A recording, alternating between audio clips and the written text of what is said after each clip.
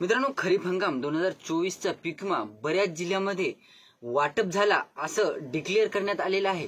हालाकी 25%चाच पीक विमा होता, तो वैयक्तिक क्लेम केलेला होता तो। परंतु मित्रांनो, अद्यापही 75% म्हणा किंवा एलडीबीएस वगैरे पोस्ट हार्वेस्ट वगैरे पीक विमा हा बऱ्याच जिल्ह्यामध्ये वाटप होणार होता, म्हणजे स्टेटस वगैरे कन्वर्ट होणार होतं। परंतु मित्रांनो, अद्यापही म्हणजे काही जिल्ह्यामध्ये हे स्टेटस कन्वर्ट होण्याच्या मार्गावर सुद्धा होतं। बुलढाणा धरलं, त्यानंतर काही वाशिम जिल्ह्याचा काही भाग। तर मित्रांनो, एलडीबीएस मध्ये सुद्धा कन्वर्ट होणार होत्या रकमा आणि काही शेतकऱ्यांच्या कन्वर्ट झालेल्या दिसत सुद्धा होत्या पोस्ट हार्वेस्ट मध्ये सुद्धा। परंतु मित्रांनो, अचानकपणे कंपन्यांचा घोळ समोर आला आणि कंपन्यांनी हे एलडीबीएसच्या रकमा, लोकलाईजच्या रकमा ज्या दाखवल्या गेल्या पोस्ट हार्वेस्टच्या रकमा, त्या अचानकपणे बदलल्या आणि त्याच्यामध्ये शेतकऱ्यांचं स्टेटस हे ब्लँक केलं आणि काही शेतकऱ्यांच्या स्टेटसमध्ये एलडीबीएस नो कॅल्क्युलेट, नो क्लेम वगैरे असे एरर दाखवले तिथे।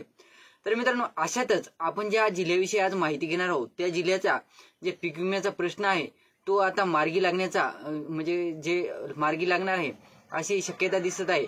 तर त्याविषयीची सविस्तर माहिती आपण आजच्या व्हिडिओमध्ये क्लिअर करण्याचा प्रयत्न करणार आहोत। तत्पूर्वी जर चॅनलवर नवीन असाल तर चॅनलला सबस्क्राईब करा आणि समोरील जे बेल आयकॉन बटन आहे ते दाबायला विसरू नका।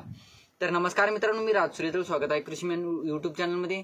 मित्रांनो, 2-3 दिवसाच्या गॅप नंतर परत एकदा आपण आपल्या व्हिडिओच्या माध्यमातून माहिती देण्याचा प्रयत्न करणार आहोत। तर मित्रांनो, तुम्ही देखील चॅनलवर नवीन असाल तर इंस्टाग्राम आयडी डिस्क्रिप्शन बॉक्समध्ये दिलेला आहे, ते काही प्रश्न असतील तर डायरेक्टली इंस्टाला विचारू शकता। आपण ज्या जिल्ह्याविषयी माहिती घेणार आहोत तो जिल्हा म्हणजे परभणी जिल्हा। परभणी जिल्ह्यामध्ये मोठ्या प्रमाणात नुकसान झालेलं होतं। बऱ्याच शेतकऱ्यांना म्हणजे जवळपास आपण पाठीमागे बऱ्याच व्हिडिओमध्ये माहिती घेतली होती की परभणी जिल्ह्यातील बरेच शेतकरी पीक विम्यापासून वंचित राहिलेले आहेत।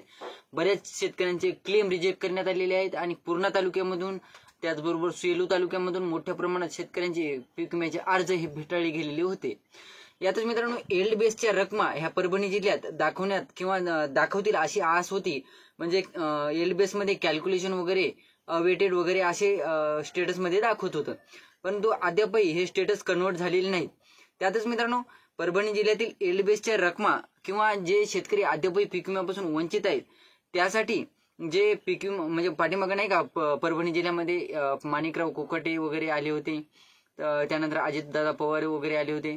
तर ते आल्याच्या नंतर मित्रांनो, आता त्यांच्यापर्यंत या पीक विम्याच्या जे प्रश्न आहेत परभणी जिल्ह्यातील ते पोहोचलेले आहेत। आणि अशातच मित्रांनो, उद्या म्हणजे 4 जूनला मंत्रिमंडळ बैठक होणार आहे आणि त्या बैठकीत परभणी जिल्ह्यातील पीक विम्याचा प्रश्न मार्गी लागण्याचा एक मोठा आस निर्माण झालेली आहे। काय झालं होतं, काही शेतकऱ्यांचं काय झालं होतं, नुकसान मोठ्या प्रमाणात, कोणी शेतकऱ्यांचे बरेच कमेंट आले होते आपल्याला, काही शेतकऱ्यांनी इंस्टाला मेसेज सुद्धा केली, बहु 80% नुकसान दाखवलं। आम्ही 80% तिथं नोंद देखील झालेली होती, आमची 90% नोंद झालेली होती, परंतु त्या नुकसानीची जी नोंद झालेली होती टक्केवारीची त्यानुसार आम्हाला पीक विमा मिळालेला नाही, अशा कमेंट भरपूर आल्या होत्या। तर मित्रांनो, त्याच शेतकऱ्यांचा सुद्धा प्रश्न मार्गी लागणार आहे। त्याचबरोबर ज्या शेतकऱ्यांना 1000 पेक्षा कमी रकमा ह्या वितरित झालेल्या होत्या अशा शेतकऱ्यांचा सुद्धा प्रश्न मार्गी लागण्याचे चान्सेस आहेत।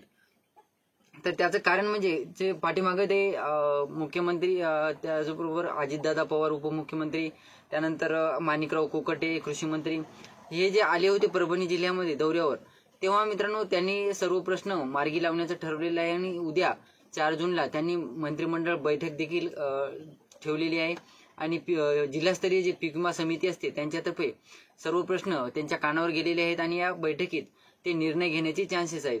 आता 4 जून नंतर आपण लवकरच याविषयीची काय अपडेट समोर येते ते सुद्धा व्हिडिओच्या माध्यमातून जाणून घेणार आहोत। तर त्या चॅनलवर नवीन असाल तर चॅनलला सबस्क्राईब करा आणि समोरील जे बेल आयकॉन बटन आहे ते दाबायला विसरू नका। धन्यवाद।